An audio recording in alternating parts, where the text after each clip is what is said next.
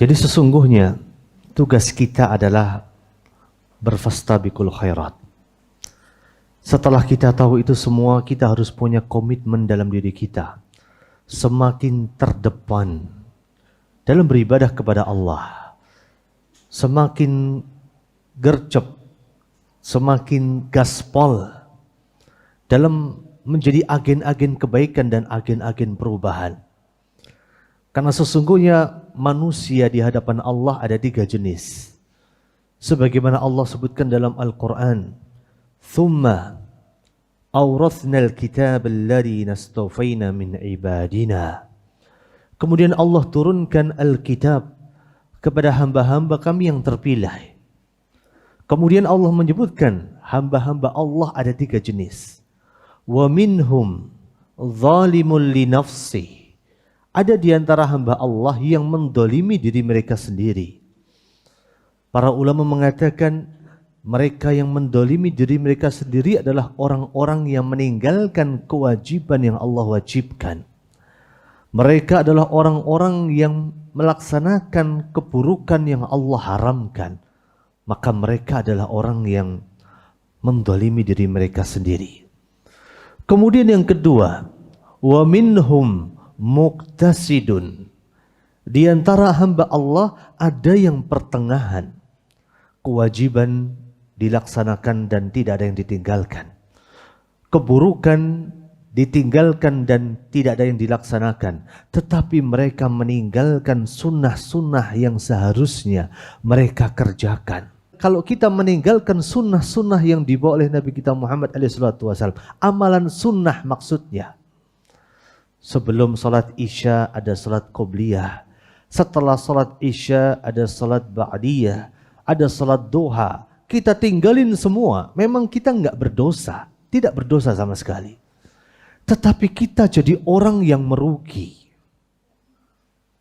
Allah berikan kita kesempatan untuk menambah kebaikan dalam kehidupan kita. Tapi kita tidak melaksanakannya. Kita nggak berdosa. Saat kita sholat Jumat, ada kotak infak lewat. Kita nggak masukin itu uang ke kotak infak, kita nggak dosa. Selama kita bayar zakat. Tetapi kita orang yang rugi. Allah kasih kita kesempatan menambah pundi-pundi kebaikan, tapi kita tinggalkan itu semua. Kita rugi. Dan ini dikatakan orang yang muqtasid, pertengahan. Dia hanya fokus melaksanakan kewajiban, fokus meninggalkan keharaman, tetapi amalan sunnah ditinggalin semua. Dia nggak berdosa memang, tapi dia rugi. Kalau kita begitu pintarnya dalam urusan matematika dunia, tetapi betapa tumpulnya logika kita saat berbicara masalah akhirat. Kalau kita bicara masalah dunia, punya uang 3 juta, dikurangi 1 juta, maka akan tinggal 2 juta. Tapi kalau kita bicara matematikanya Allah, maka sangat berbeda. Ini golongan yang kedua. Golongan yang ketiga adalah wa minhum sabiqun bil khairati biidnillah. Ada di antara mereka yang berlomba-lomba, saling berpacu untuk mendapatkan kebaikan di sisi Allah Azza wa Jalla. Mereka saling berpacu menjadi orang yang paling di depan, paling terdepan, paling pertama. Maka inilah perlombaan yang sebenarnya, bukan perlombaan masalah dunia. Tetangga kita ganti mobil, kita panas pengen ganti mobil. Tetangga kita ngerenov rumah, kita juga panas pengen renov rumah. Bukan seperti itu. Harusnya kita berfastabiqul khairat dalam masalah akhirat. Sampai-sampai Hasan Al-Basri mengatakan, jika engkau melihat seseorang yang mengunggulimu dalam masalah dunia, teman kita naik jabatan duluan, teman kita gajinya naik duluan, teman kita mobilnya ganti duluan, kemudian teman kita macam-macam.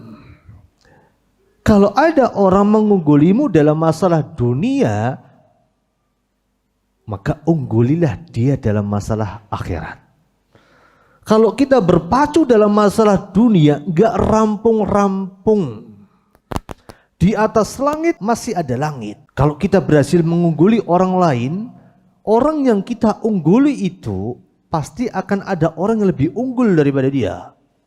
Kalau kita ngejar lagi, akan ada orang yang lebih unggul daripada dia.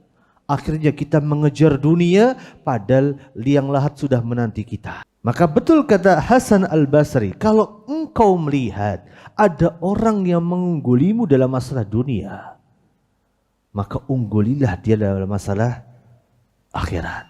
Jangan pernah mau kalah. Fastabiqul khairat. Berapa banyak bekal yang sudah kita siapkan?